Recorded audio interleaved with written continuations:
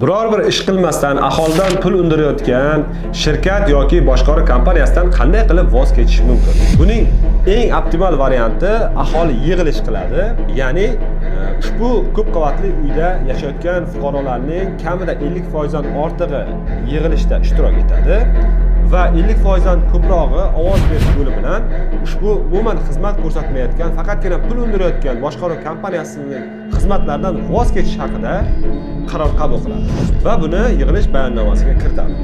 Ushbu yig'ilish bayonnomasini nusxasini uy-joy inspeksiyasi yoki uy-joy vazirligiga xat bilan murojaat qilib, billing tizimidan o'chirishni so'rab murojaat qilishlariga to'g'ri keladi.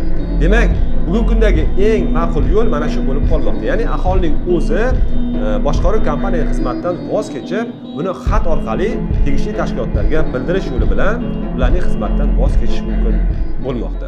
Demak, mana shunday qilib, ya'ni mana shunday yo'l bilan boshqaruv kompaniyasidan voz kechish mumkin.